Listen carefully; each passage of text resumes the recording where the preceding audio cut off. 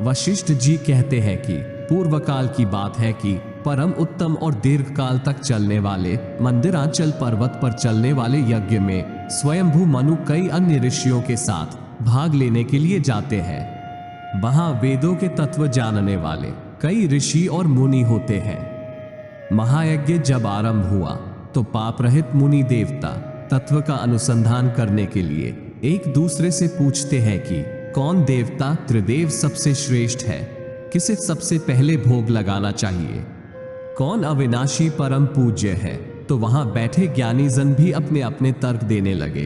कोई श्री सूर्य भगवान को श्रेष्ठ बताते हैं, कोई ब्रह्मा जी को, तो कोई शिव जी को श्रेष्ठ बताते हैं।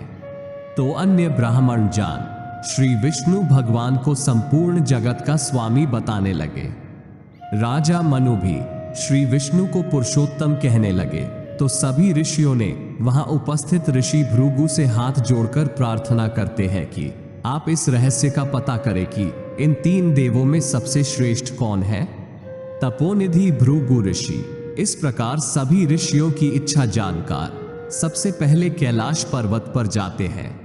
वहां महाभयंकर नंदी हाथ में त्रिशूल लिए अपने गणों के साथ खड़े हैं और उन्हें द्वार पर उन्हें भगवान शिव के गणों द्वारा रोक लिया जाता है। वे कहते हैं, ऋषि भृगु कहते हैं, हे शिव के प्रिय गणों, कृपा करके भगवान शिव जी को सूचित करें कि ऋषि भृगु अभी उनसे मिलना चाहते हैं। लेकिन शिवगण उनकी एक नहीं सुनते।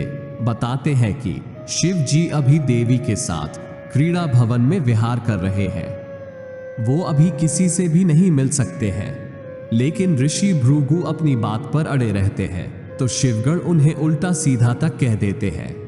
तब भृगु कुपित होकर कहा कि ये रुद्र अपने तमोगुण से प्रेरित होकर अपने द्वार पर आए मुझे ब्राह्मण को नहीं जानते हैं, इसलिए इन्हें दिया हुआ अन्न, जल, दूध सब कुछ अभक्ष हो जाएगा। इस प्रकार ऋषि भृगु श्राप देकर ब्रह्मलोक में गए। यहां से महर्षि भृगु ब्रह्मलोक ब्रह्मा जी के पास पहुंचे।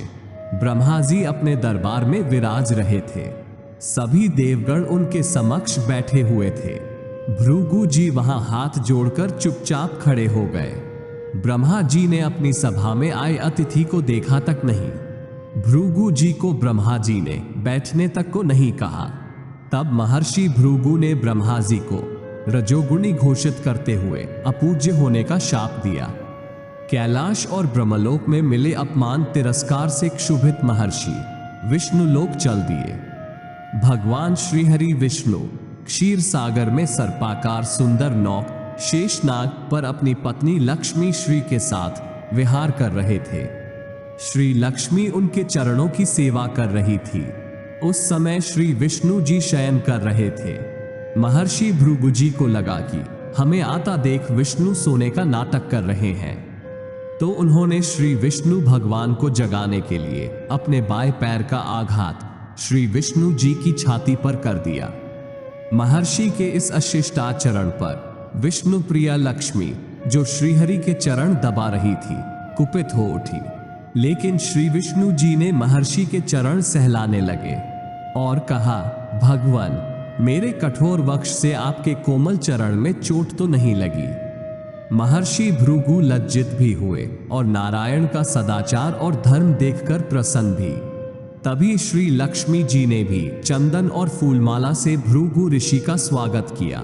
ये देखकर ऋषि भृगु के आंखों से आंसू आ गए और कहने लगे कि सत्वगुण इस सृष्टि के सबसे श्रेष्ठ गुण है, जो प्रभु आप में समाहित है। आप ही ब्राह्मणों के सबसे पूजनीय हैं। देवकी नंदन कृष्ण ब्राह्मणों के हितैषी थे। श्री राम भी ब्राह्मणों के हितैषी थे। आप ही पालनहार। उन्होंने श्रीहरि विष्णु को त्रिदेव में श्रेष्ठ सत्वगुण या सतोगुणी घोषित कर दिया। आशा करता हूं कि आपको यह वीडियो पसंद आई होगी। अगर वीडियो पसंद आई हो तो वीडियो को लाइक और शेयर करें और ऐसी ही धार्मिक कथा, कहानी और वास्तु उपायों से जुड़ी वीडियो देखने के लिए हमारी चैनल को जरूर सब्सक्राइब करें। धन्यवाद।